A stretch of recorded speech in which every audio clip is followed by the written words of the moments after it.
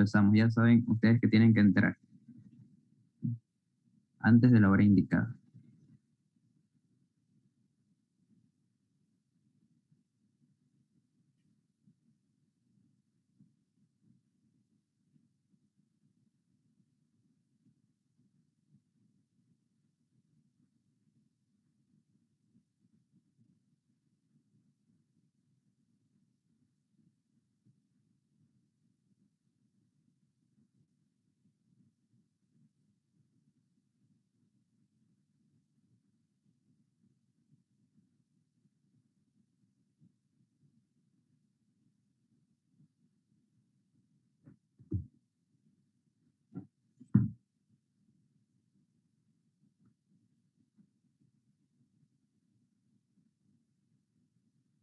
Bueno, creo que ya nadie más va a entrar, ya no tengo a nadie en sala de espera. La última persona que estoy aceptando. Y empezamos, chicos. Primeramente, ¿se me escucha bien? ¿Se ve la pantalla? Sí, sí. Listo, está bien. Así como me están contestando ahorita, quiero que me contesten en todo el avance de la práctica de hoy. Es un avance práctico bastante bonito y necesito la participación de todos. Entonces, empezamos.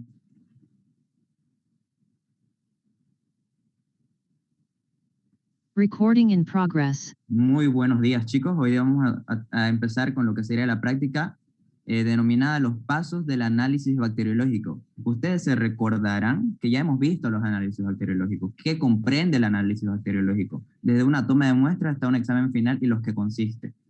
Entonces, hoy vamos a hablar detalladamente de cada uno y ciertas características principales que usted como doctor debe saberlo como conocimiento propio. Pero siempre, al empezar un tema, ¿qué tenemos que ver nosotros? Tenemos que ver los objetivos de la clase, los objetivos que usted tiene que salir aprendiendo todo esto. Tiene que salir aprendiendo y se le va a preguntar al terminar la clase, describir los pasos a seguir en el análisis bacteriológico, cuáles hoy día vamos a avanzar, que son el examen directo, las tinciones de Gram, o en el caso que sea una bacteria, ya sea Gram positiva, Gram negativa, o en el caso que sea una micobacteria, podemos usar la tinción de Ciel-Nielsen. Y en el caso, eso es para identificación de una bacteria. Y el caso entonces del cultivo para el crecimiento celular. Y en el último, el antibiograma. El antibiograma ya habíamos dado un conceptito básico, que esto lo vamos a avanzar la próxima clase, cual vamos a someterlo a diferentes antibióticos, discos de antibióticos. Ahí vamos a ver la resistencia y sensibilidad de la bacteria hacia diferentes antibióticos. Y ahí sabremos cuáles aplicar. Pero hoy día solo quiero que se centren en lo que es el examen directo en fresco, qué es y cuáles son las definiciones características que lo hacen especial a este análisis, las tinciones que usted va a aplicar, que esto es lo más importante. Para mí esta es una de los más importantes que usted tiene que saber, porque le va a servir también. Identificar los elementos que se observan en un examen directo e interpretar la presencia de cada uno de ellos. Vamos a observar diferentes elementos, en el caso de los leucocitos, en el caso de los eritrocitos, células epiteliales, veremos bacterias. Eso vamos a ir resolviendo esas dudas en lo que respecta a la clase. Vamos a identificar las bacterias mediante la tinción de Gram. Identificamos gracias a la morfología y a la tinción que ellas muestran en esto. Así las vamos a dividir en Gram positivas y Gram negativas. Y en todo caso, si es que no llegase a ser una bacteria que se colora con tinción de Gram, se la va a teñir con la tinción de Ciel-Nielsen, cuáles las teñidas van a ser las bacilos ácido alcohol resistentes. Eso tengan bien en claro, chicos. Cuando ustedes vean bar, vamos a ver más adelante, significa bacilo ácido alcohol resistente, no es bacteria. Tengan en cuenta eso, muchos se equivocan. Se les va a preguntar qué es un bar y ustedes tienen que saber que es un bacilo, no es bacteria. Conocer los diferentes medios de cultivo que se utilizan en el laboratorio de bacteriología. Hay cultivos ya hemos visto, por ejemplo, el que hemos visto en la anterior clase era en ambiente microaerófilo. Por ejemplo, cuando hay bacterias microaerófilas, se lo cultiva en un recipiente que se le denomina en vela. Vamos a tener también, vamos a tener que clasificar los diferentes tipos de incubación, que es muy similar. Vamos a realizar la siembra vamos a ver cómo se realiza la siembra de las muestras y observar su desarrollo después de la incubación, describir todos los procedimientos e interpretar de acuerdo a los elementos observados. Vamos a trabajar con responsabilidad, ética y respeto al docente y a sus compañeros. así conociendo estos objetivos, cuales tenemos que tratar, vamos a dar el inicio con el primer paso del análisis bacteriológico que se va a realizar. Entonces, empezamos. Primera pregunta, chicos. A ver, quiero que alguien me diga súper rápido para no atrasarnos. ¿Qué pasos incluye el análisis bacteriológico? Ya hemos avanzado en la anterior clase. Ahora quiero que recordemos. Es una pregunta que ya le hemos avanzado toda la anterior clase. ¿Qué pasos incluye el análisis bacteriológico? El examen directo, El examen directo, detección de Gram, De Gram, cultivo, identificación, antibiograma. A ver, vamos a hacer con una persona, chicos. Esperen. La que veo primero, Valeria López. ¿Me puede decir, por favor? Claro, examen directo, tinción, ya sea de Gram o de Sinicen, de cultivo, identificación, antibiograma e informe final. Ok, exacto, muy bien. El examen directo como primer paso, vamos a tener la tinción de Gram, ya corresponde a una bacteria que se tiña con esta.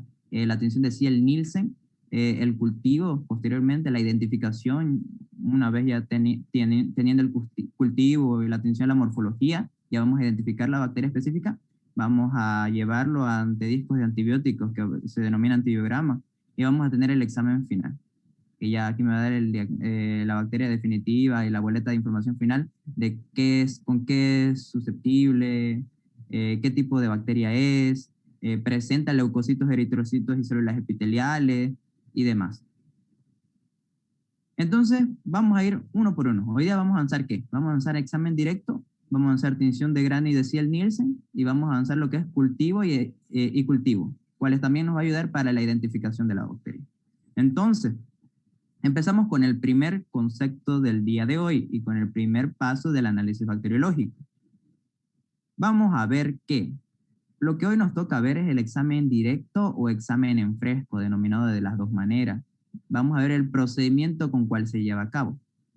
¿En qué consiste? Consiste en colocar una pequeña porción de la muestra entre porta o cubreobjeto, de la muestra que vamos a tomar, ya sea un esputo y demás.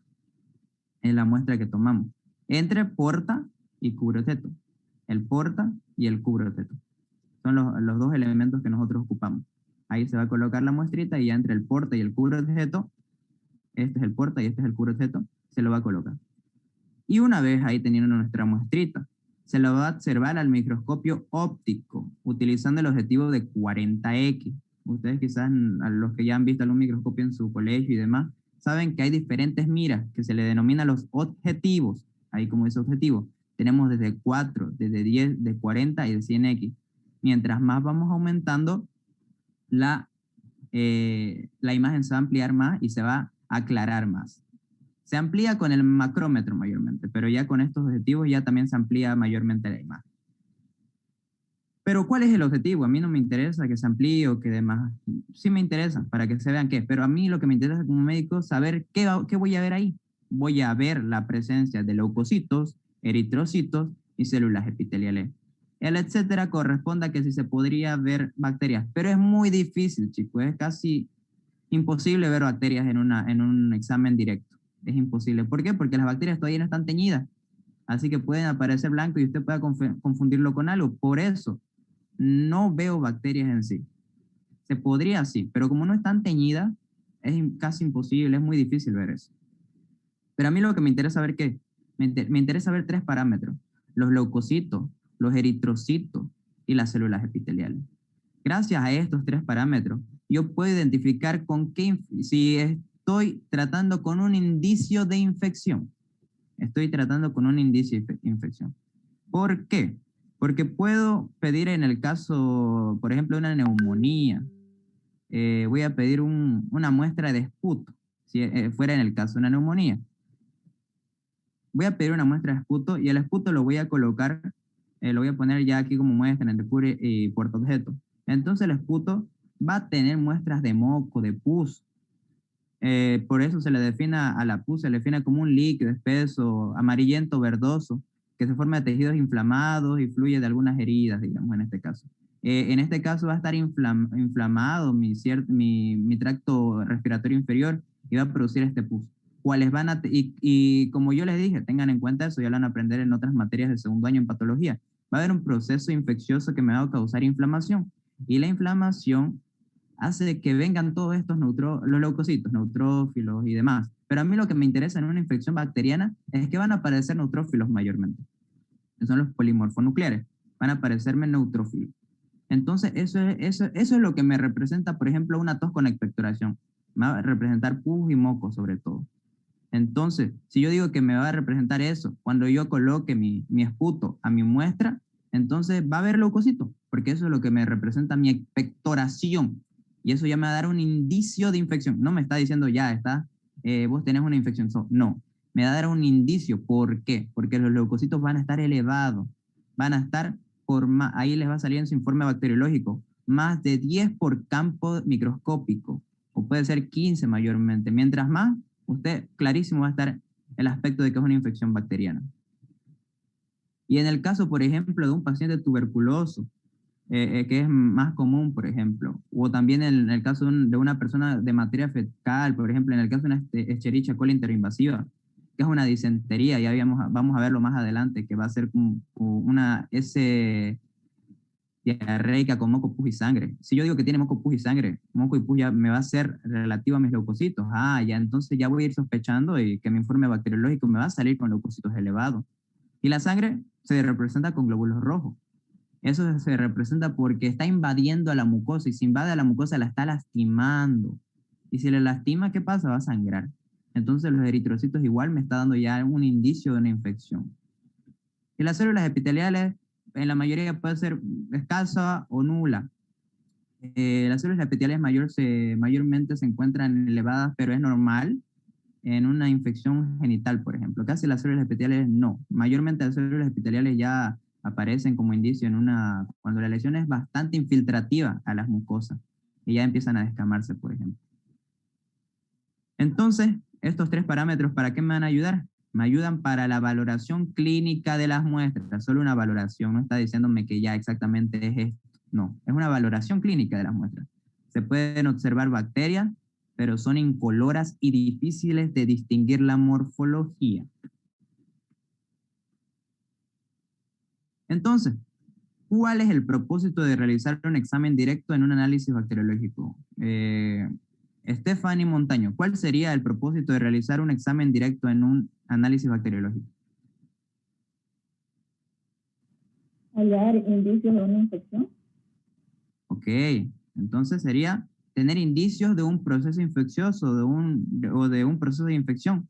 Cuando el número de leucocitos es mayor a 10 por campo microscópico, está aumentado, eso significa.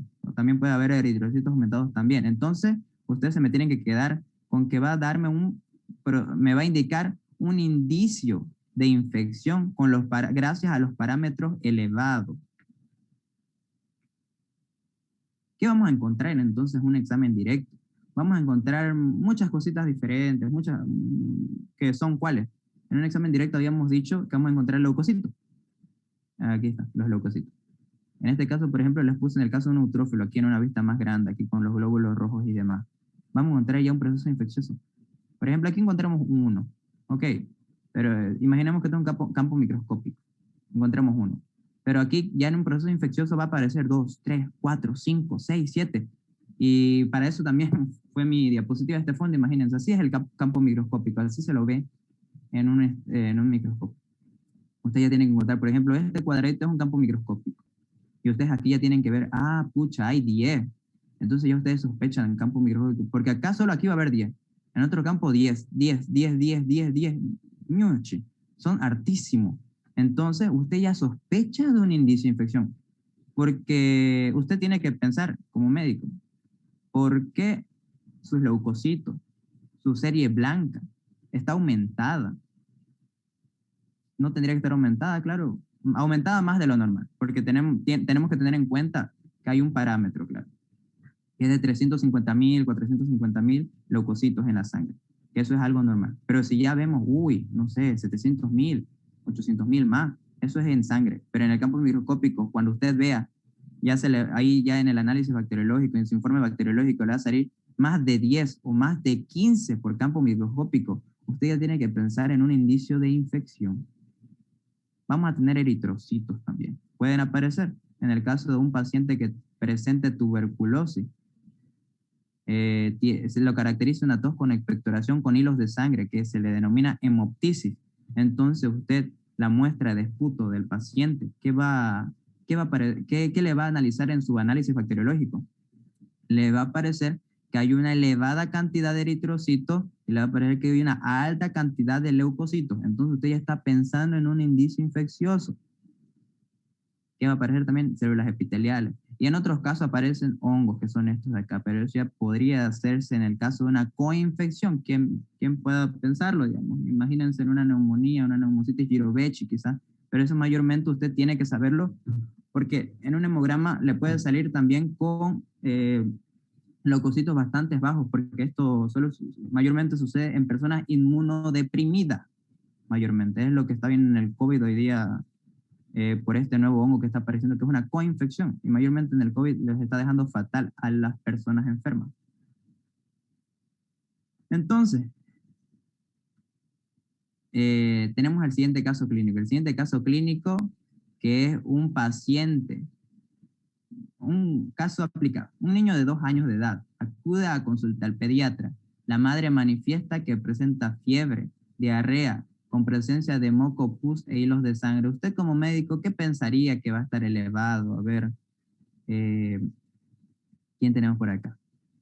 Lisette Judith Ordoña. ¿Qué pensaría que va a estar elevado?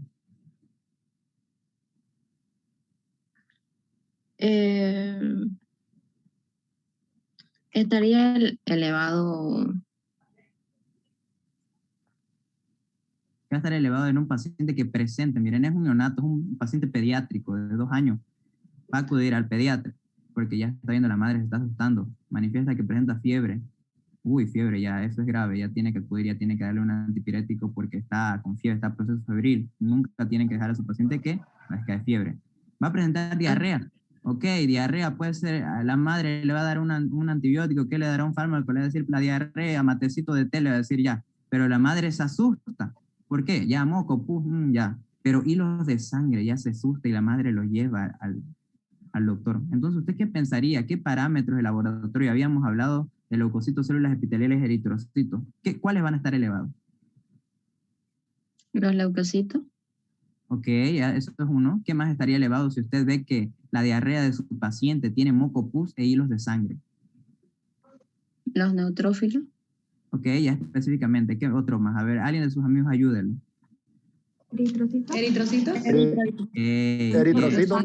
Muy bien. Ahora, no es solo pensar directamente, ya sé que los veían ahí, pero ahora quiero ver que me diga, creo que fue Jonathan, está ahí activado.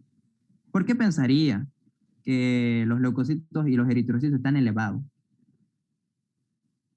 ¿A qué se debe? ¿A qué le lleva ese diagnóstico? Usted como doctor, decir, segurísimo está elevado por esto. Ah, ya. ¿Por la infección o la fiebre que presenta? Ok, otro compañero, chicos, para ayudarlo. Por la presencia de hilos de sangre. Esperen, a ver, por favor, Katia. Por la presencia de pus e hilos de sangre. Ok, ¿qué representaría qué? ¿Qué representan los leucocitos y qué representan los eritrocitos? El pus sería la representación de lo que estaría, por lo que estaría elevado los leucocitos y los hilos de sangre, los eritrocitos. Muy bien, Katia, eso, chicos, tienen que ir viendo. El proceso febril ya, ok, ahorita no me interesa esto porque no me va a aparecer ya. El proceso febril va a padecer que el paciente está con fiebre. ¿Y por qué está con fiebre? Porque el cuerpo, en pocas palabras, está batallando para combatir la infección. Ya va a producir inflamación adentro y demás. Va a presentar diarrea con presencia de moco, pus e hilos de sangre. Por ejemplo, aquí, ¿quién sabe? Ahorita vamos a rellenar una historia clínica, un análisis bacteriológico. La diarrea, ¿qué representa? Que el peristaltismo está muy elevado. Ustedes ya han aprendido un peristaltismo, que ahí está en su intestino, está trabajando súper rápido por sus plexos mucosos, nerviosos, está trabajando rápido, que no absorbe los nutrientes. Entonces, como no absorbe, no hace que esa materia fecal se vuelva consistente, firme, así que es débil, es lábil. Entonces, aparece en una materia fecal más lábil y aparece con moco, pus e hilos de sangre. Y aquí, en los hilos de sangre, por ejemplo, muy aparte de saber que los parámetros de laboratorio están elevados en leucocitos y eritrocitos, ustedes ya tienen que preocuparse. Siempre como médicos tienen que preocuparse que el paciente no tenga fiebre, y no presente diarrea. Porque la diarrea son procesos líquidos y la fiebre también está haciendo que se evapore toda el agua que tiene nuestro cuerpo. Nuestro cuerpo es un organismo lleno de agua. Tiene que estar pendiente, es una deshidratación. Por eso siempre se tiene que tratar diarrea. Y peor, miren, está con hilos de sangre, entonces una infección que está lastimando las mucosas. Y ahorita vamos a ver qué puede ser eso. Ahora, ¿cuál es la siguiente actividad? La siguiente es complete el siguiente informe de acuerdo a los elementos que se estarían elevados en un examen directo de la muestra de ese del paciente anterior. Con este anterior caso, chicos, y aquí tenemos, a ver, ustedes como doctores piensen un poquito. En el análisis bacteriológico, a ver, creo que era Sol, ¿usted qué muestra pediría al paciente en el caso de una diarrea?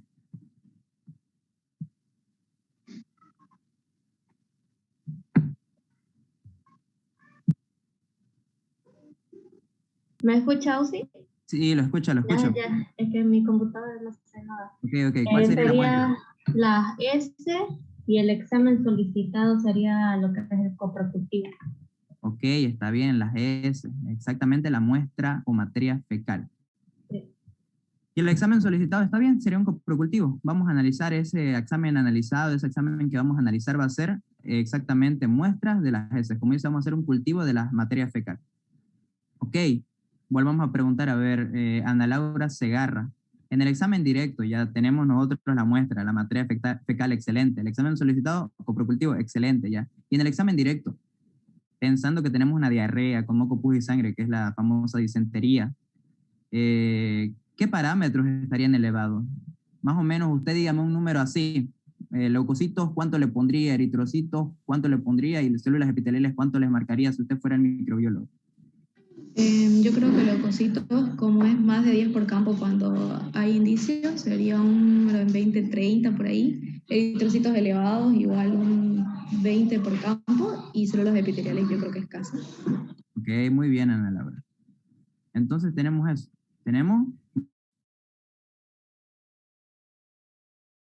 materia fecal y coprocultivo como examen solicitado y la muestra del ex directo que vamos a tener. Vamos a tener entonces leucocitos 40 por campo microscópico, eritrocitos 30 por campo microscópico, células epiteliales escasas. Estos números yo los puse a mi conocimiento. Está bien como lo dijo la compañera, 30 quizás, eritrocitos 20 más, digamos, pero ya es. Y las células epiteliales escasas, no hay mucha invasión de mucosas. Ya esto lo vamos a ir avanzando en la próxima, mientras ustedes ya sepan más conocimiento de bacterias, ya vamos a ir sabiendo qué puede ser causadores de diarrea. Por ejemplo, en este caso, ¿qué colocaríamos? Se observan bacilos gram negativo y no se observa VAR. Está bien. Ustedes, por ejemplo, si es la bacteria, ya les salió en la identificación bacteriana, una vez que ya tengan la tinción, ustedes aquí no colocan todavía, es Escherichia coli, es Streptococcus pneumoniae, es Staphylococcus aureus. No, para eso tenemos el cultivo, cuál va a hacer que mi bacteria se reproduzca y exactamente sepamos qué bacteria es, cuál es el agente etiológico principal. En este caso solo colocamos, por ejemplo, en este caso, ¿cuál sería? Sería una Escherichia coli enteroinvasiva, que me va a producir una disentería y una destrucción de microvellosidades. La Escherichia coli, ¿qué forma tiene? Tiene una forma de bacilo, específicamente se tinciona con el gram negativo. Y como no apliqué, o apliqué el Ciel-Nielsen y no se tiñó, coloco, no se observan VAR, no se observan bacilos ácido alcohol resistentes. Entonces, como mi cultivo bacteriológico va a haber una Escherichia coli enteroinvasiva. Ya antibiograma, eso también tienen ustedes que ir aprendiéndoselo. Ya van a ir aprendiendo cada uno. Por ejemplo, esto es una Escherichia coli enteroinvasiva. Puede ser, a la amoxicilina es también sensible, pero imaginémonos que en este caso tiene una resistencia a amoxicilina. Esta persona adquirió antibióticos a morir, digamos, y adquirió una sensibilidad. Entonces la cefotaxima, como ustedes se recordarán, una cefalosporina de tercera generación, tiene un amplio espectro para específicamente las bacterias gram negativas. Para las bacterias gram negativas tiene un amplio espectro. Entonces se le da, en este caso se le administra cefotaxima. La amoxicilina podría ser, porque ustedes se recuerdan que la penicilina podría ser una primera opción, pero mayormente los pacientes ya tienen una resistencia a penicilina. Después se crearon las penicilinas semisintéticas. Entonces ya ahí está la amoxicilina. Imagínense que en este caso el paciente también tiene, porque ustedes se acordarán que penicilina era para bacilos positivos, bacilos y cocos gram positivos, era hasta cocos gram negativos como las Neisseria, las Moraxella, hasta curaba hasta infecciones por sífilis, un treponema. Y después se crearon las penicilinas semisintéticas, cuales ya ampliaron el espectro y podían atacar hasta una Escherichia coli y demás. Pero imagínense que este paciente creó una resistencia y bueno, en este caso sería nuestro antibiótico de elección, una cefotaxima. Entonces, como conclusión de lo que sería mi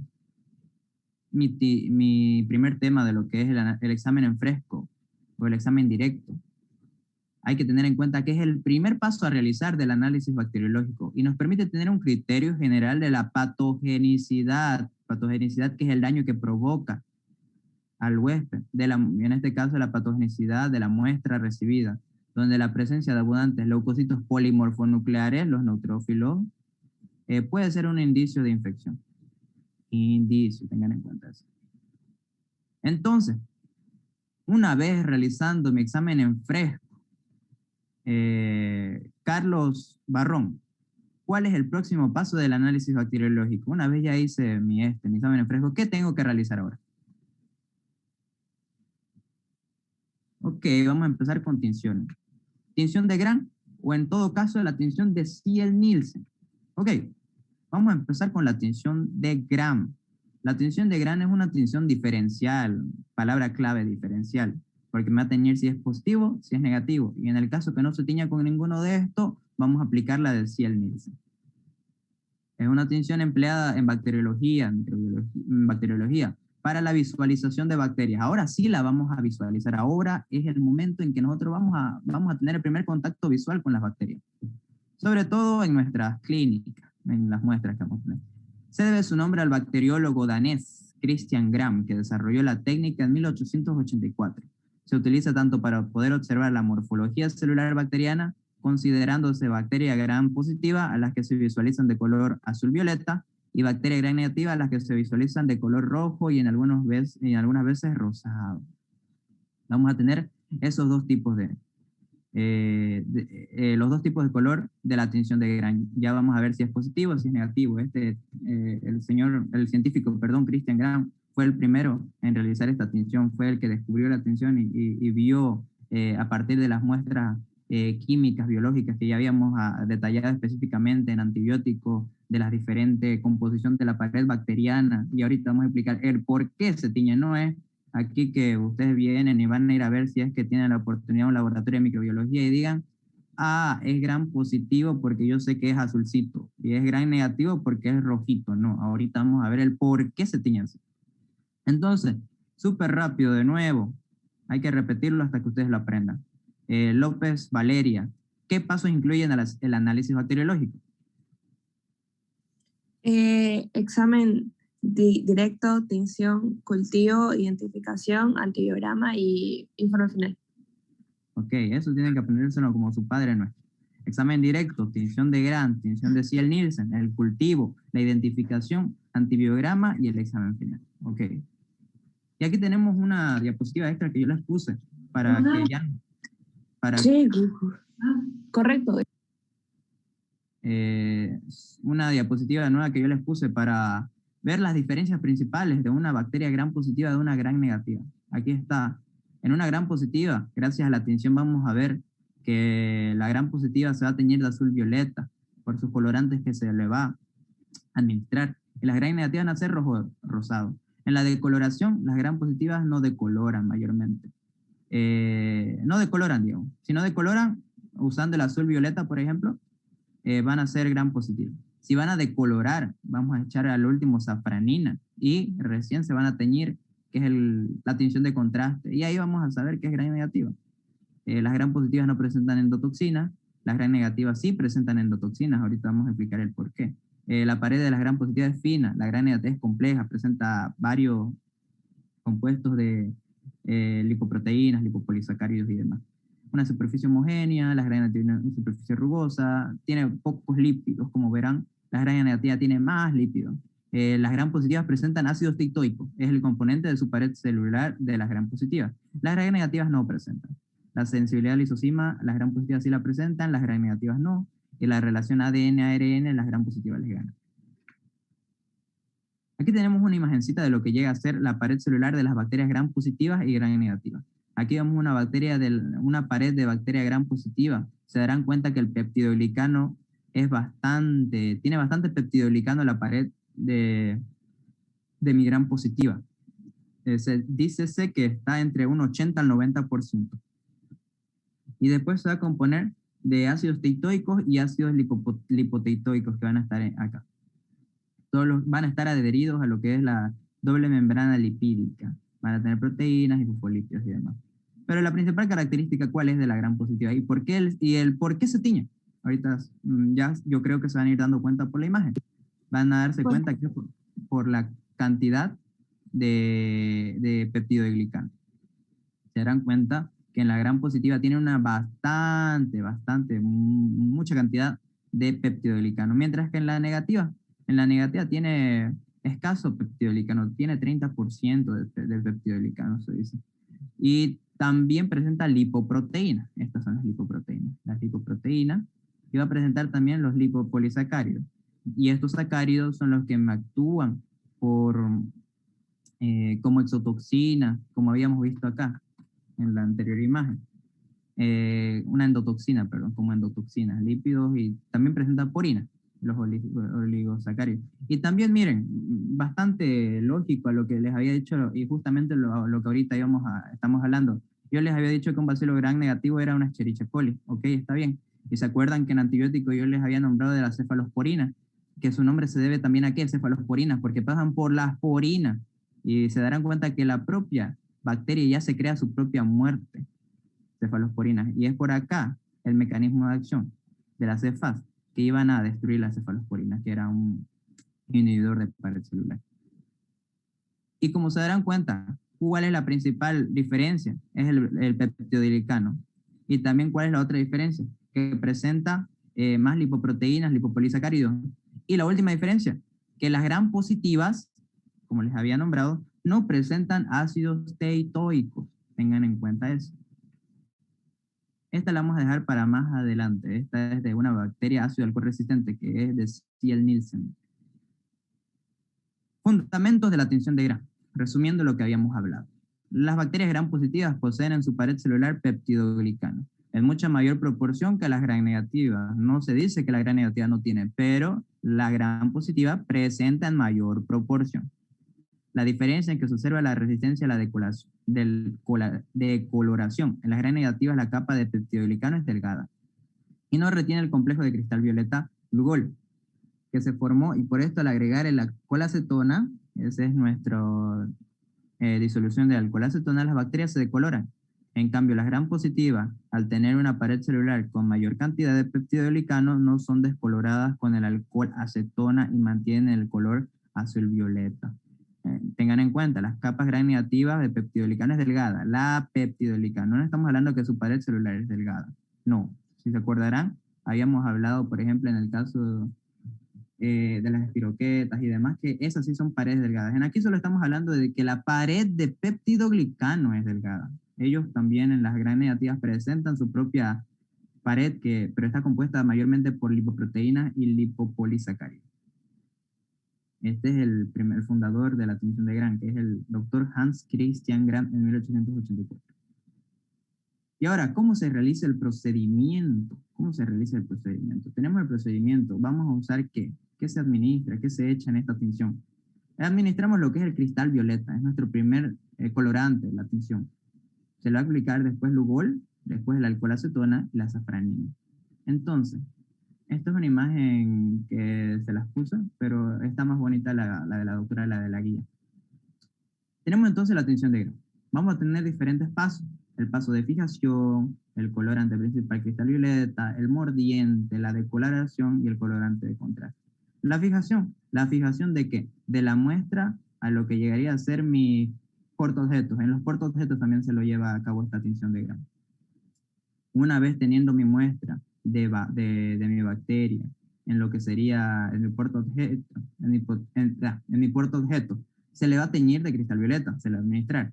Este colorante va a penetrar en todas las células bacterianas, tanto gram positiva como gram negativa. Aquí no discrimina, aquí verán, colorante principal de cristal violeta Va a teñir tanto gran positiva y gran negativa, azul, violeta, violeta en este caso. Después se le va a administrar el lugol, que es un mordiente. Este mordiente está compuesto de yodo y yoduro de potasio. Hace que este yodo entre a las células en el caso de las células de la bacteria, en el peptidoglicano, va a entrar adentro y va a formar un complejo insoluble con el cristal violeta. Las que sean gran positivas, va a formar un complejo insoluble. ¿A qué me refiero? En palabras básicas, a que la tinción de cristal violeta va a entrar dentro del peptidoglicano. Imagínense algo así. Aquí tengo mi tinción, aquí tengo mi pared de peptidoglicano. Imagínense que se le abre un porito a mi peptidoglicano y entonces la tinción va a entrar. Y una vez terminando así, tendría que crearse un complejo insoluble que no va a entrar más, insoluble en agua, digamos. No va a entrar más y se va a cerrar y adentro todo tendría que teñirse de cristal violeta porque es la tinción que yo he administrado. Pero ¿qué sucede? Sucede que después yo con mi decolorante voy a ver si en verdad se formó el complejo insoluble o no. Le echo lo que sería mi descolorante, que es el alcohol acetona. No se confundan ácido alcohol, sino alcohol acetona. Y gracias al alcohol acetona los gram positivos no se decoloran. Ellos sí han formado mi complejo insoluble. De ellos no va a salir la tinción de cristal violeta. Mientras que los gram negativos sí se decoloran. ¿Por qué? Porque tuvieron una pared de peptidoglicano delgada, casi la proporción de peptidoglicano es baja. No conforma mucho su pared celular de peptidoglicano. Y esto provoca que no se forme mi complejo insoluble. Entonces, una vez que no conforme mi complejo insoluble, ¿qué va a pasar? El alcohol acetona se lo administra y entonces se va a desteñir, se va a decolorar. Aquí, como verán, ya no está teñida. Mientras que la que es gran positiva sigue teñida de cristal azul violeta. Y por último, entonces, ¿qué se le administra? Se le administra la safranina, que es el colorante de contraste. Como ustedes verán, es contraste, porque en sí esta tinción se la echa para dar contraste a la muestra. Para dar contraste, por ejemplo, en el caso de, vamos a verlo mejorcito en una tinción de Ciel-Nielsen, pero mayormente este colorante de contraste me le da el fondito para que se distinga las bacterias. Pero en el caso, por ejemplo, de una bacteria gram negativa, la safranina me lo da el color a las bacterias. Y en ese caso ya se coloraría con lo que sería de color rojo o rosadito. Mientras que las gram negativas no. Las gram negativas son violetas y van a permanecer violetas. No le causa algún efecto a la safranina. Y eso sería el paso. Habíamos hablado así súper rápido de lo que habíamos visto en antibióticos, que cómo se forma este peptidoglicano. Habíamos visto que la pared tiene un citoplasma, una membrana citoplasmática y un núcleo. Y una pared celular. En la pared celular compuesta de peptidoglicano y vamos a tener un espacio periplásmico. Entonces ya habíamos tenido cómo se formaba de un NAG y de una N-acetilmureína, N-acetilglucosamina, el pentapéptido teníamos la glucosil transpeptidasa. Y después teníamos lo mismo, NAC, NAN, con sus pentapéptidos en todo lo que era la pared celular. Después teníamos la transpeptidasa, que ya se acuerdan que la transpeptidasa es importante, ya que aquí es donde actúan los inhibidores de pared celular para que ya no se forme su pared celular.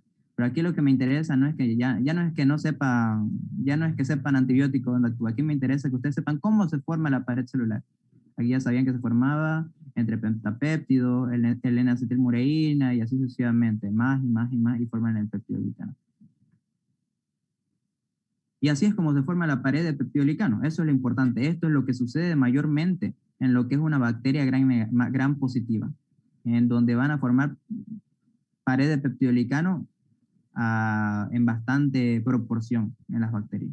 Y así va a terminar. Glucano, ácido acetilmureína, más su pentapéptido, con su enlace peptídico. Y aquí estamos viendo otra foto para que se les quede bien en claro la diferencia de las paredes de gram positiva y gram negativa. Aquí está representado en azul, en violetita, en lo que sería el peptidoglicano. El peptidoglicano se darán cuenta que es muy diferente a la gram positiva. En la gram positiva es la mayor proporción de peptidoglucano, glicano. Y vamos a tener una membrana externa.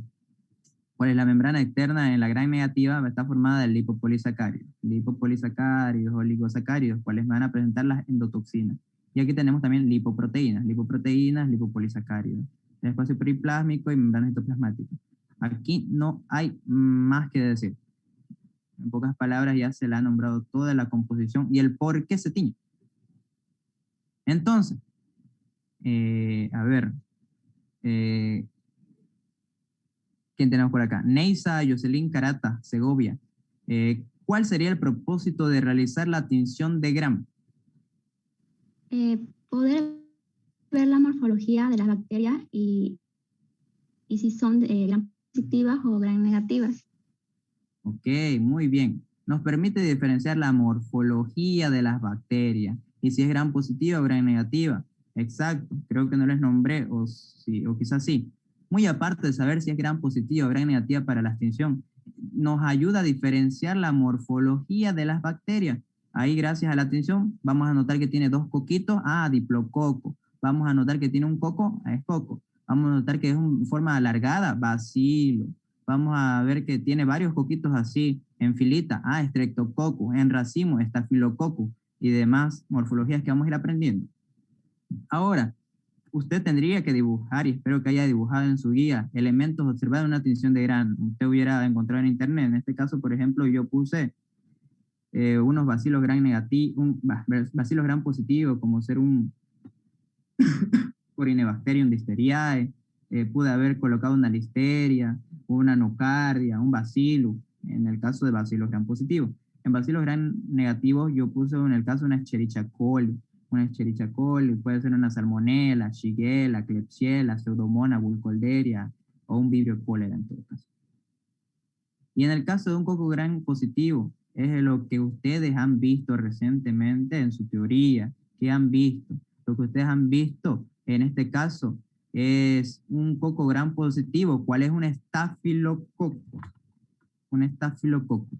También pude haber puesto en cocos Gram positivos un Streptococcus, y ya en otros casos como un anaerobio, un Peptococcus o un Peptostreptococcus. Y en los cocos Gram negativos, bueno, yo puse una imagen de una Neisseria meningitidis, pude haber puesto una Neisseria gonorrhoeae o una Moraxella, Peptococcus o Peptostreptococcus, también podrían teñirse como coco Gram negativo. Por eso casi nunca se los añaden. Entonces, ¿qué yo puse? Ustedes también tienen que dibujar. En el caso de acá, un Corynebacterium difteriae, una Escherichia coli, un Staphylococcus aureus, se darán cuenta si lo logran denotar, son en forma de racimo, y una Neisseria meningitidis. Ahora sí, haciendo otro casito de análisis bacteriológico con el informe de la tinción de Gram. Pensemos un poco. Paciente de 35 años, acude al centro hospitalario, presentando intensa tos con expectoración. Vayan viendo, ya lo hemos hablado en la anterior clase, hasta se los he nombrado, varias características clínicas de ciertas infecciones. Sé que todavía no estamos avanzando eso, pero ya pueden irlo conociendo.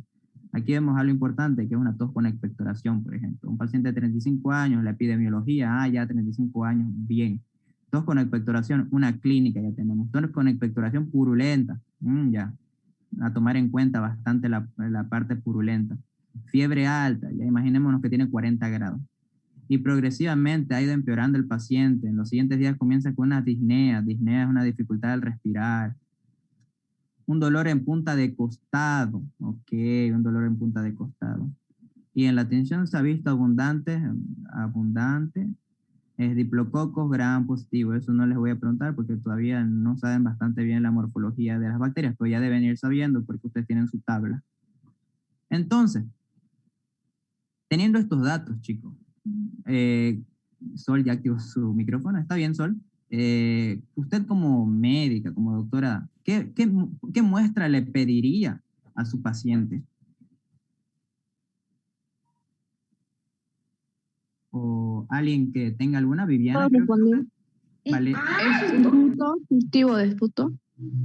Ok, veamos bien, chicos, veamos bien. Yo le estoy preguntando, ¿qué muestra primero? ¿Qué muestra le pediría?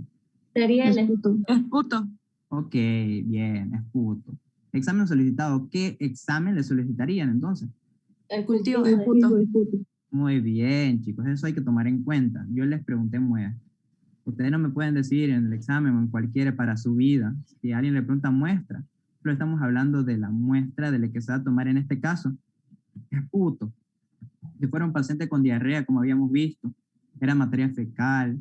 Si fuera, por ejemplo, un paciente con infección genital, ya tienen que ir teniendo cuenta de eso. Es una secreción, digamos, secreción vaginal en todo caso. En el caso si fuera un hombre, una secreción uretral y demás. Y el examen solicitado ya es cultivo de puto, en el caso de una diarrea, coprocultivo, cultivo de secreción genital, cultivo de secreción uretral. En el caso de si hubiera, por ejemplo, imaginémonos que este mismo caso, pero, escucha, en este mismo caso me haya dado diplococos gram negativos, por ejemplo, podría ser una Neisseria meningitidis y tuviera que pedir como muestra de líquido cefalorraquídeo y examen solicitado, un cultivo citoquímico y bacteriológico de líquido cefalorraquídeo.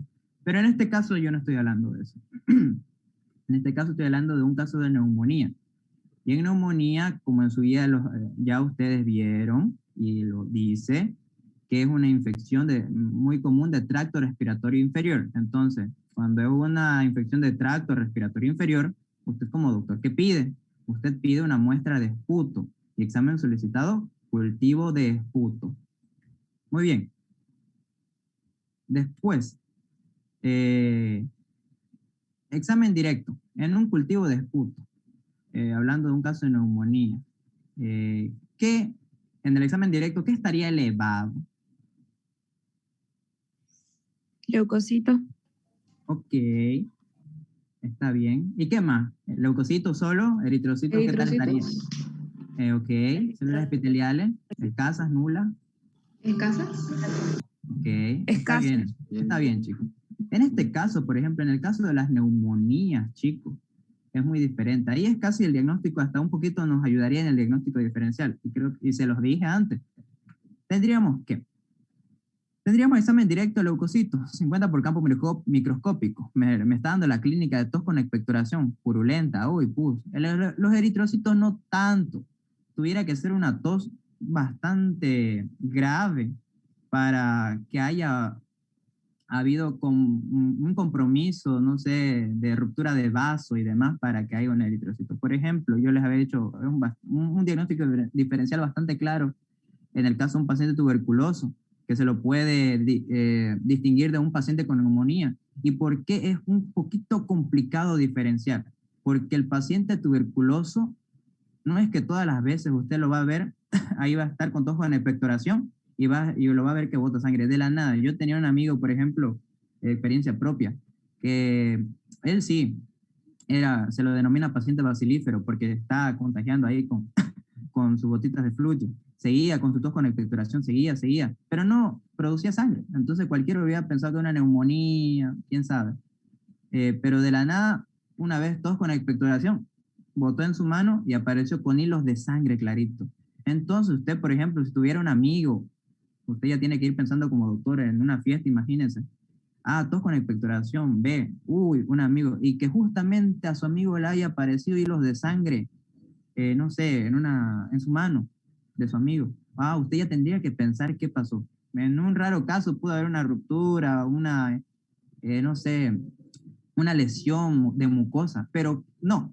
Usted más tendría que pensar en que su amigo, lo primero que tendría que pensar es que puede ser tuberculosis. Y ahí usted ya va a ir aprendiendo con las diferentes prácticas que vamos a ir enseñando y gracias a la teoría que la doctora le imparte, las diferentes clínicas. Por ejemplo, en un paciente tuberculoso va a haber diaforesis, es anoréxico, es flaquito, el paciente es asténico, adinámico, está con flojera y demás. Pero eso ya lo voy a ir aprendiendo. A mí lo que me interesa ahorita es que usted, por ejemplo, en un examen directo de un paciente que sufre tuberculosis, los eritrocitos estuviera bastante alto, 10, quizás 15, 20, 30, quién sabe, un proceso bastante hemorrágico. Y en el caso de las células epiteliales es escaso. Un poquito puede ser porque la tos con expectoración hace que duela tanto el dolor torácico. ¿Por qué? Porque está teniendo un sometimiento, está lastimando la vía de tracto respiratorio inferior y puede ser que una que otra célula se desprenda del tracto. En este caso, ¿qué sería la tensión de Gram?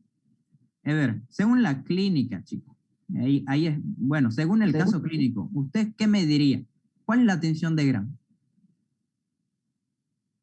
¿Qué pondría como tinción de Gram? Piense, vea, lea, analice y dígame. ¿Cuál sería, chicos? Cocogram positiva. Ok, está bien, tranquila. Diplococo, ¿por qué? Porque yo a la tinción de Gram yo lo veo. No coco, está bien, entero. La palabra diplococo Gram positivo. Porque yo a la tinción voy a ver, voy a tener la muestra, como yo soy, imaginémonos que yo soy el microbiólogo. Y entonces, ¿qué pasa? Yo voy a ver en mi microscopio, voy a ver exactamente esto, un diplococo, 2 coquitos bien apegados. Entonces yo voy a anotar en la cartilla, en mi análisis bacteriológico, voy a anotar diplococo Gram positivo. Eso no tengan miedo. Se observan cocos Gram positivos, diplococos ya. No pasa nada, diplococos. Me olvidé de anotar el diplo. Y en tinción de Ciel-Nielsen, ¿qué colocarían ahí? ¿Qué pondrían? ¿No se observa VAR? Ok, no se observan VAR, bacilo ácido alcohol resistente. Perfecto. Y ahí, hasta ahí ustedes pueden rellenar tranquilamente saliendo de la clase de hoy. Ya en germen aislado, ¿qué era? Era un Streptococcus pneumoniae, causante de neumonía, adquirida en la comunidad. Ya lo van a ir aprendiendo en la próxima clase de teoría con la doctora. En este caso se le puede administrar un resistente a penicilina, se le puede administrar penicilina, pero en este caso el antibiograma salió que este paciente es resistente a la penicilina, y entonces se le administra un macrólido, ya sea una claritromicina, una citromicina, una roxitromicina, una eritromicina. Entonces la conclusión, ¿qué tenemos conclusión de la tinción de Gram? La tinción de Gram nos va a permitir distinguir la morfología de las bacterias, puede ser un coco, diplococo, streptococcus, estafilococo y demás. También nos va a permitir los cocos que son forma esférica, forma de coco.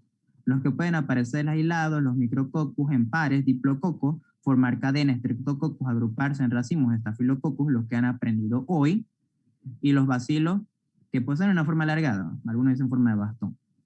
Se agrupan en cadena o en empalizada, ya sabemos, estreptobacilos y demás. Los Gram positivos se tiñen de color violeta, con el colorante cristal violeta, y los Gram negativos se tiñen de color fucsia, con la safranina rojo-rosa. Ahora avancemos lo que es la tinción de Ciel-Nielsen. La tinción de Ciel-Nielsen. La tinción de Ciel-Nielsen se realiza específicamente para bacterias que son del género de Mycobacterias.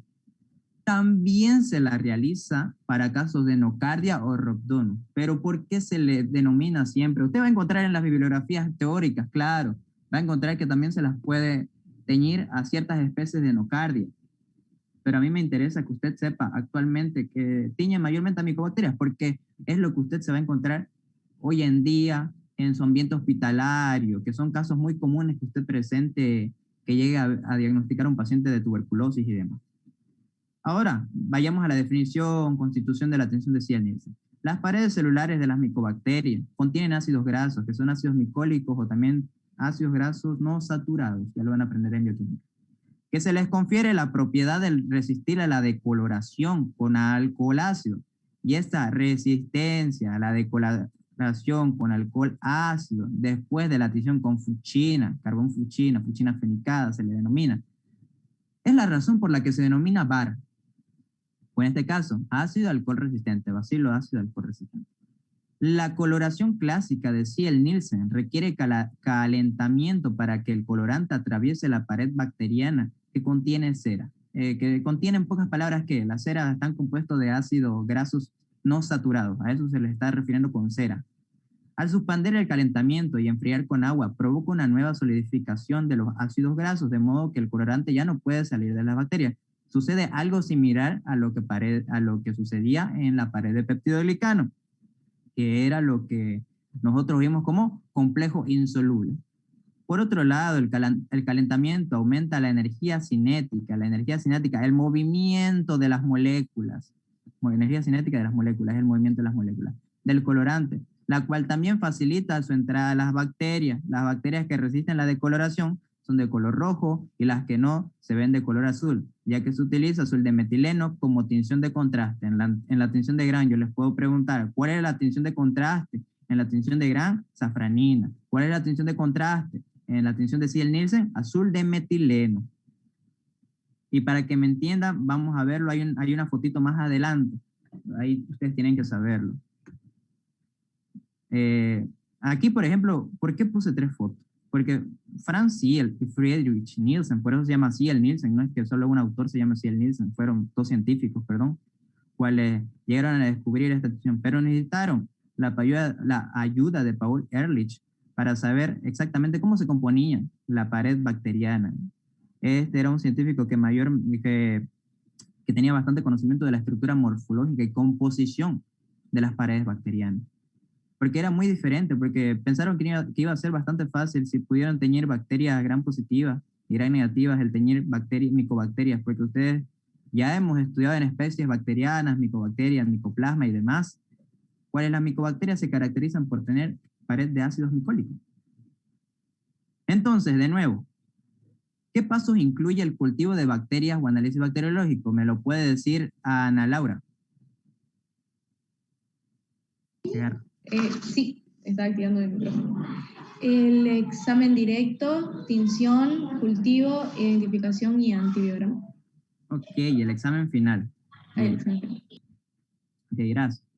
Tenemos el examen directo, tinción de Gram, Seele Nielsen, cultivo, identificación, antibiograma y examen final. En ese orden, chicos, en ese orden tienen que saberlo. No es que primero viene el examen final, que después viene la tinción, que después viene el antibiograma, no.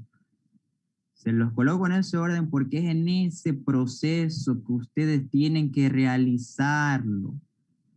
Ok, sigamos. Esto ya tenían que investigar. Cite 3 especies del género Mycobacteria que se tiñen con la tinción de Seele Nielsen. Alguien que haya investigado, alguien que haya visto en internet. Sol, por favor, ya activó su micrófono. ¿Cuáles serían? Mycobacterium tuberculosis, Mycobacterium leprae y Mycobacterium bovis. Ok, Katia, ¿tiene alguno diferente o los mismos? Lo mismo, Axel. Ok, está bien, chicos. Mycobacterium tuberculosis son los más comunes. Mycobacterium leprae, que ustedes lo conocerán, eso viene de una enfermedad desde la antigua. Eso también llamado, si lo encuentran en Google, lo googlean, enfermedad de Hansen se escribe. El Mycobacterium tuberculosis, el Mycobacterium bovis, el Mycobacterium leprae, pero eso no son todos, no sé, extraño que eso tengan todos lo mismo. Pero también tenemos varios, el Mycobacterium piquetti, y hay micobacterias atípicas, como ser el avium, el kansasi, el intracelulare, y demás micobacterias que van a ir aprendiendo mientras vamos aprendiendo más cosas en la teoría y práctica. Entonces, Katia, ya que fue la última que me respondió, ¿cuál es el objetivo de realizar la tinción de Seele Nielsen? ¿Cuál sería? Sería identificar el género Mycobacterias, cuáles son ácido alcohol resistente y cuáles no lo son. Okay. No, pues, hijita, el objetivo de realizar una tinción de Seele Nielsen es identificar a las micobacterias. Entonces, las micobacterias, ¿qué enfermedades producen? El Mycobacterium tuberculosis produce tuberculosis, el Mycobacterium lepra produce lepra, las micobacterias atípicas producen las micobacteriosis atípicas, que son infecciones pulmonares. Entonces, cuando tengas un paciente que vos sospeches que tiene tuberculosis, vas a pedir una tinción de Seele Nielsen, ¿no? No vas a pedir una tinción de Gram, vas a pedir una tinción de Seele Nielsen. Si sospechas que un paciente tiene lepra, vas a pedir una tinción de Seele Nielsen.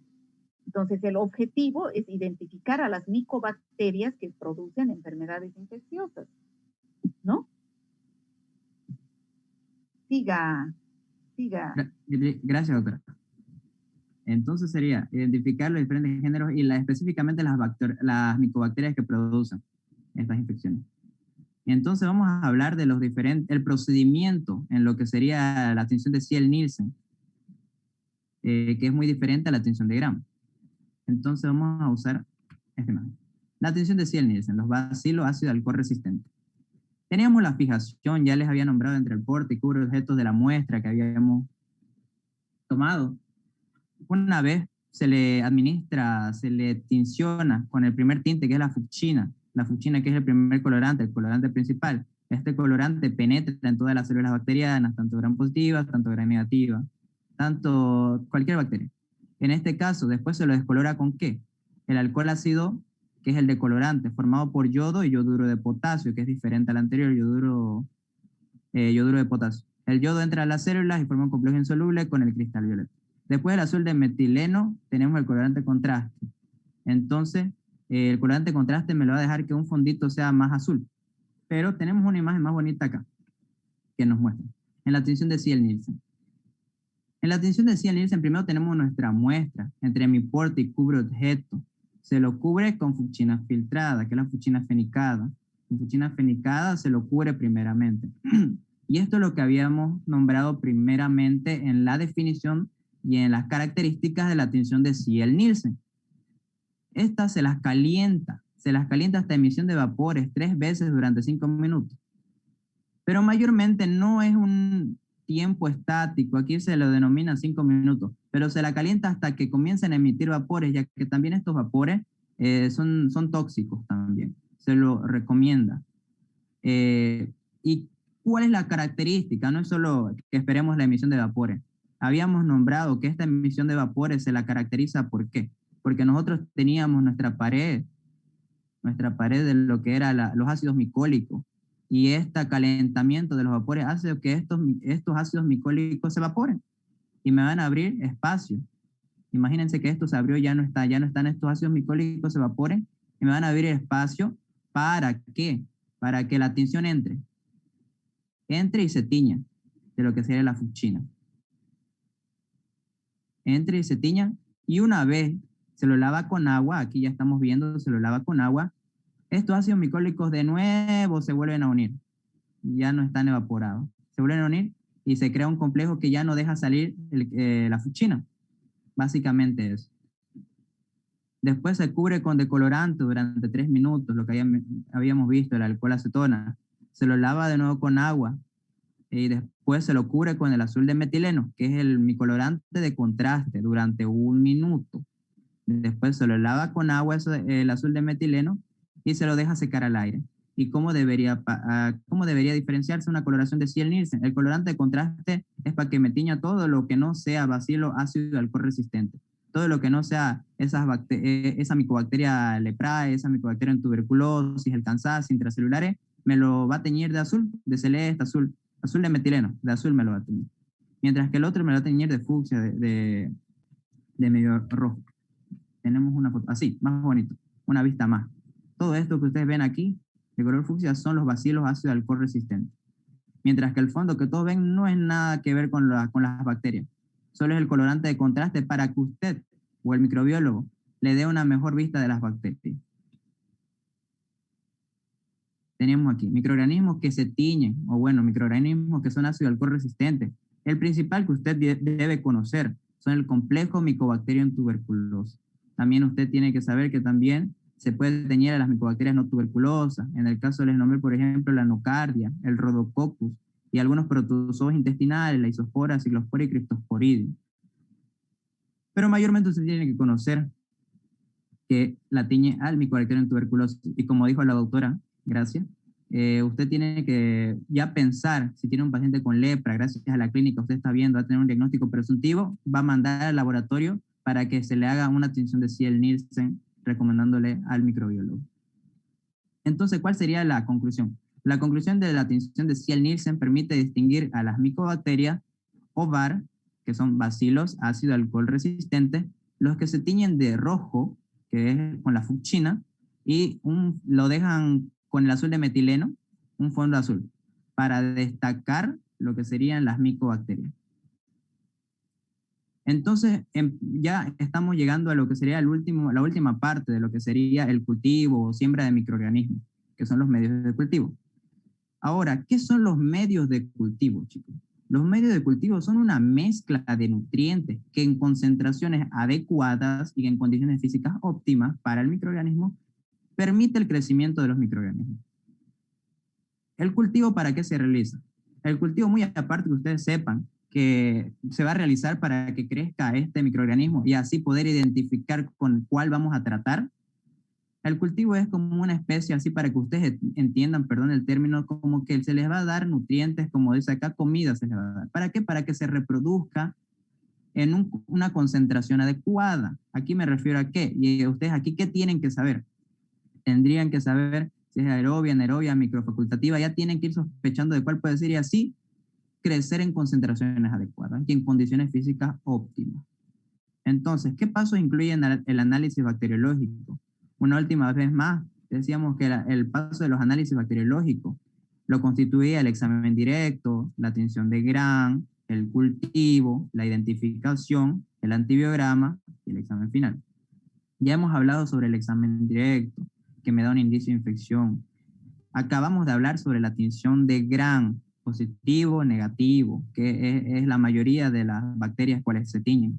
Y ahora, hace un momento acabamos de hablar sobre la tinción de Ziel-Nielsen, que es mayormente para el género de las micobacterias, ya tener un indicio de que si es una tuberculosis, si es una lepra, si son infecciones micobacterianas atípicas, usted ya tiene que saber que se debe aplicar la tinción de Ziel-Nielsen. Y ahora el cultivo, una vez teniendo ya claro más o menos cuál puede ser, cuál es la forma, por ejemplo, aquí identificamos la morfología, podemos suponer que, un diplococo, ya.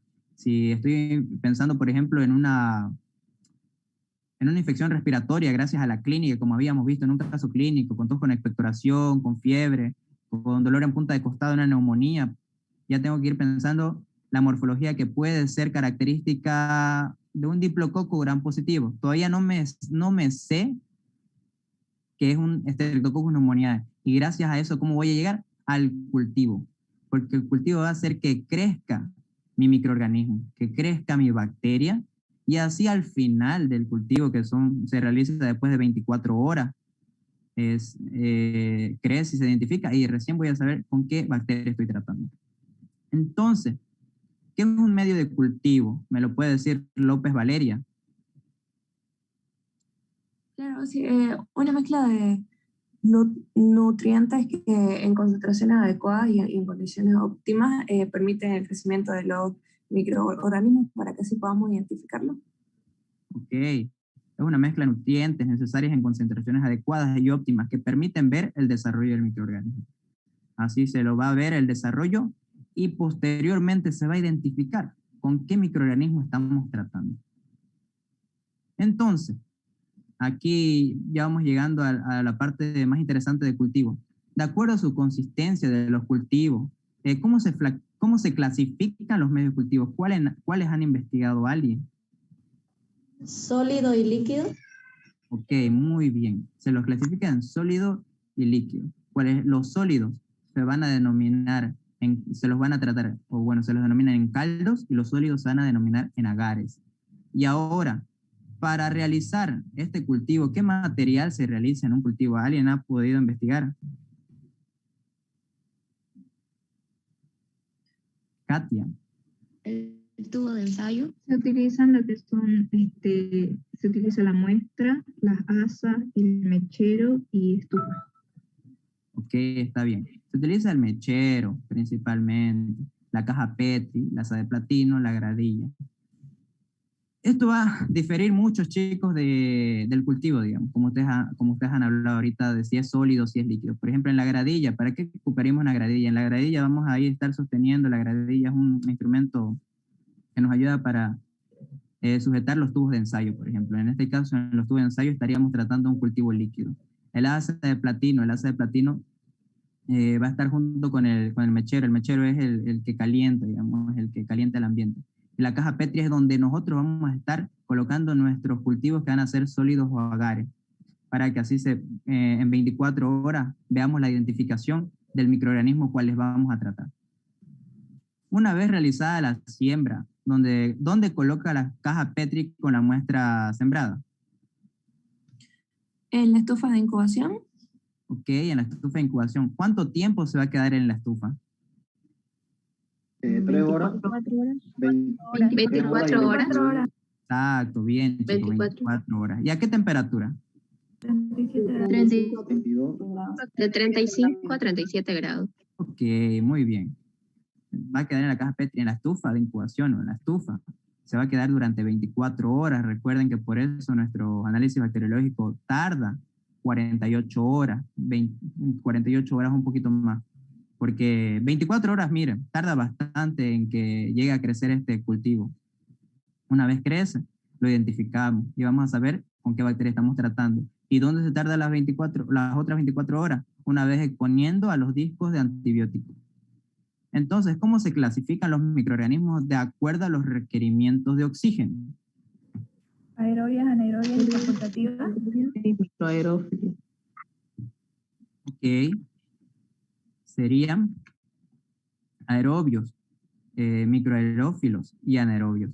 Recuerda su requerimiento de oxígeno. Los facultativos, bueno, los facultativos son los que pueden necesitar y cuáles son los que no pueden necesitar ambientes que tengan oxígeno en el caso de aerobios, y anaerobios los que no requieran.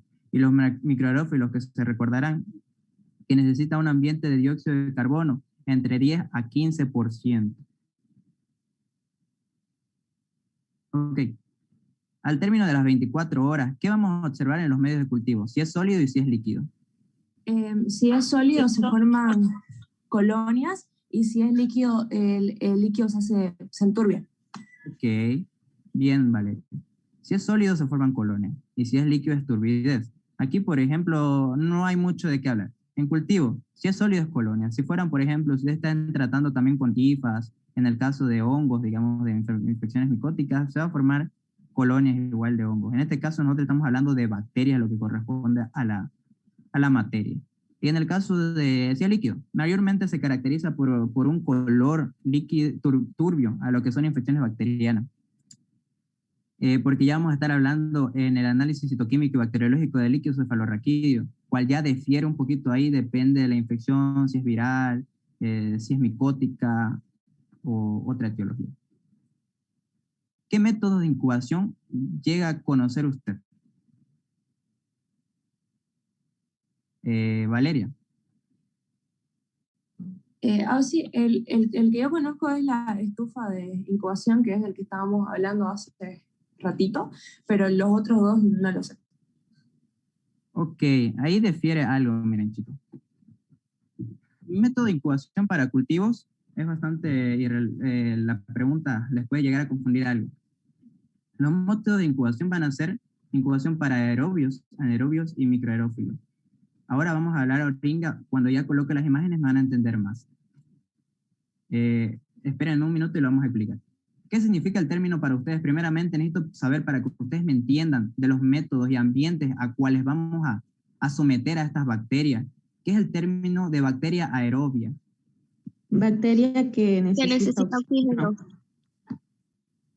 Ok. Para ustedes, ¿qué significa el término de bacteria anaerobia? Bacteria que no necesita oxígeno para su crecimiento. Ok, está bien, bacteria que no requiere oxígeno para su crecimiento. Ahí tenemos la primera. Bacterias que necesitan oxígeno para vivir, simple, o para su crecimiento. ¿Qué significa el término bacteria anaerobia? Bacteria que no necesita oxígeno para vivir o para su crecimiento. Y ahora, ¿qué significa bacteria microaerófila? Necesita oxígeno. Bacteria que necesita oxígeno de 10 a 15%. Ok, entonces son las bacterias microaerófilas que necesitan, bacterias que solo pueden desarrollarse solo en ese ambiente, en presencia de bajas tensiones de oxígeno y altas de dióxido de carbono, entre 10 a 15%, como lo había nombrado su compañero. Ahora sí vamos a hablar de las... Uy, creo que no. Bueno, creo que se me fue la foto, disculpen. Mayormente aerobios y anaerobios mayormente son en la estufa de crecimiento, digamos. Pero los microaerófilos nosotros habíamos nombrado algo importante que se le llama, el instrumento es no, es la caja en vela, si no estoy mal se llama. Jarra de anaerobiosis, creo que no. Sí, también eso se le denomina, pero es una jarra en vela que presenta una vela adentro y con una bomba que también la absorbe. ¿Por qué? Porque imagínense que una vela va a crear dióxido de carbono, va a ir creando en un ambiente de en una estructura cerrada, lo va a crear, pero también exactamente eso no sabe la precisión de la cantidad y el porcentaje de dióxido de carbono que la bacteria necesita. Para eso es la bomba, que lo va a estar aspirando también el dióxido de carbono excediente que necesita. Y para eso también, ¿qué necesito que ustedes conozcan? ¿Qué es lo que con la doctora le han avanzado? Que era la división bacteriana, para repasar súper rápido. ¿Por qué? Porque ustedes se recordarán que cuando nosotros hablamos de análisis bacteriológico paso por paso, recordarán que yo hablé que algunas pueden llegar a crecer, pueden cultivarse, digamos, en 24 horas, porque su autorreplicación es bastante cotidiana, que es característico en la mayoría de las bacterias. Pero, por ejemplo, en el caso de la tuberculosis, habíamos nombrado que se tarda bastante tiempo, hasta meses, algunas veces, semanas y varios. Y para eso, ¿de qué depende? Usted tiene que conocer la división bacteriana o la denominada fisión binaria transversal, en cual primero se autorreplica el ADN de la bacteria, la elongación celular, se está alargando la bacteria. ¿Y por qué se alarga? Porque la membrana citoplasmática se va a invaginar y me va a formar mesosoma. Una vez formando esta invaginación y formando los mesosomas, forman un septo y se separan, que es el cuarto paso, separación celular, dando origen a dos células hijas iguales a la madre, que es fisión binaria transversal. Y así se va a ir dando de poco en poco, en 24 horas, el crecimiento bacteriano. Puede ser in vivo, in vitro. In vitro el que nosotros creamos en el laboratorio. ¿Cuáles son los medios de cultivo? Sólido y líquido. Sólidos son agares y el líquido son los caldos. Y en el agar, cuando nosotros vamos a observar crecimiento bacteriano, lo denominamos colonia.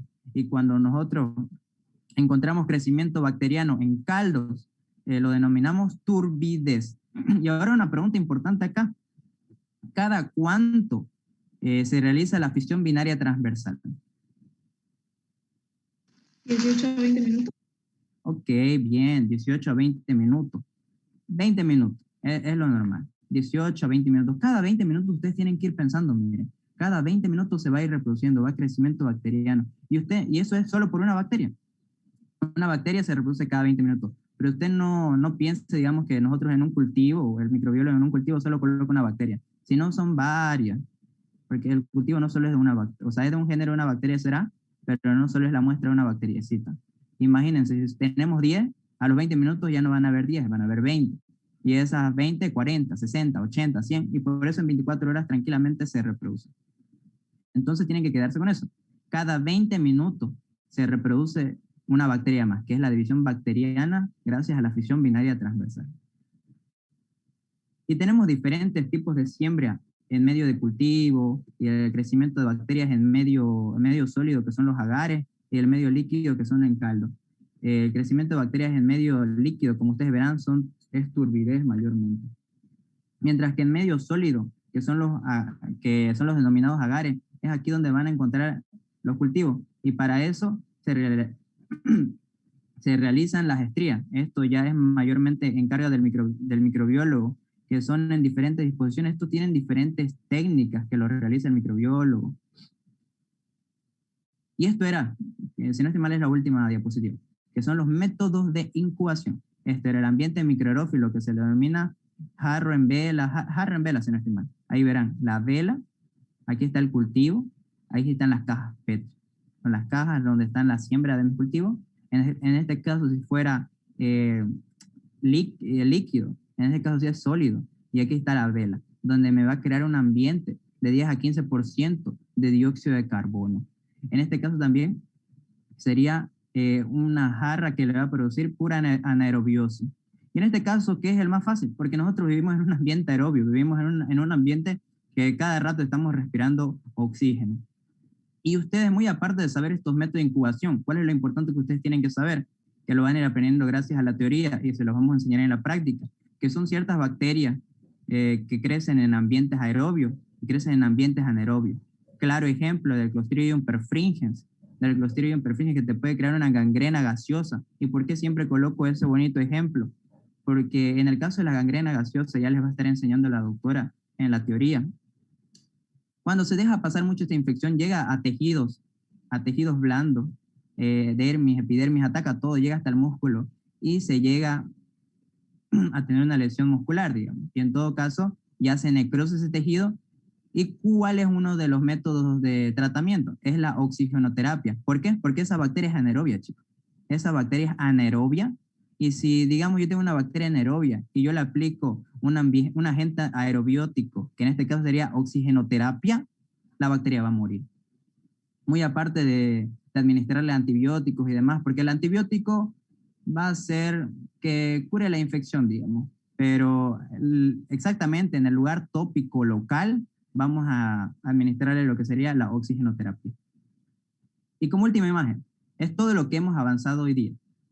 El informe bacteriológico, desde el examen directo, la tinción de Gram, el cultivo y lo que nos queda pendiente para la próxima semana, lo que es el antibiograma. Y así terminando ¿con qué? Con el informe final. Todo esto, chicos, lo hemos visto toda la clase, así que tienen que salir con ese conocimiento que lo hemos hablado en los objetivos.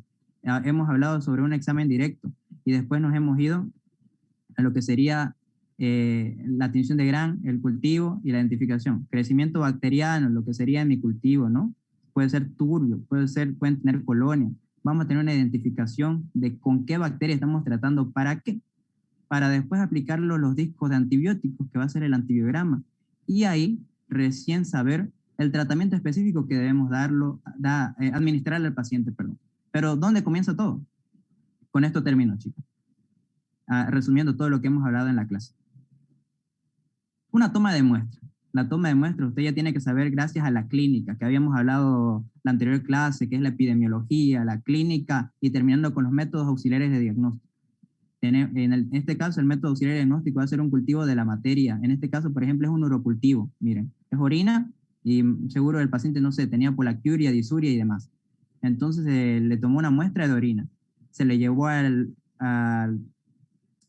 ambiente bacteriológico, perdón, al laboratorio de microbiología.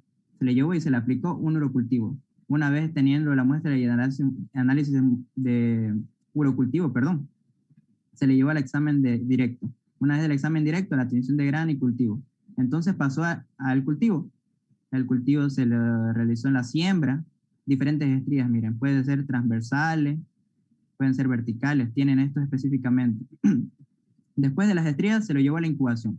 ¿Para qué? Para que viva en un ambiente con nutrientes y en un ambiente exacto y que sea correcto para la bacteria y pueda crecer. ¿En cuánto? En 24 horas.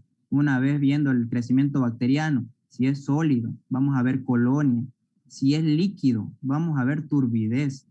Y una vez teniendo eso, ya sabemos, el crecimiento bacteriano ya se nota perfecto la bacteria. Entonces, la identificamos. La identificamos a través de diferentes pruebas bioquímicas. Por ejemplo, aquí, ¿a qué se refiere? Por ejemplo, ustedes ven aquí diferentes colorantes. Y es justo lo que avanzaron hoy día con la doctora. En el estafilococcus. En el estafilococcus hay unos que son coagulasa positivo y hay otros que son coagulasa negativo. Son estos parámetros o exámenes bioquímicos que se lo realizan. Y ya van a ver en el siguiente tema que avanzan con teoría, que son Streptococcus cuando avancen, van a ver la clasificación del Lancet, pero eso lo van a ver en teoría. Y en último, chicos, identificación antibiograma y nos queda el informe final. Bueno, gracias, José. Excelente su presentación. He estado siguiendo todito. Muy buena su presentación. Espero que sus estudiantes lo hayan atendido y hayan aprendido algo que es tan importante para llegar al diagnóstico de una enfermedad infecciosa, ¿no? O sea que espero, chicos, que se hayan cumplido los objetivos. Bueno, ya no hay mucho tiempo para hacerle las preguntas. Quedan solamente 5 minutos. Voy a llamar lista a Pata. No, es el A2, ¿no? Sí, doctora. Es el A2. A Veranga. Presente, doctora. Baigorria. Presente, doctora. Barrón Diego.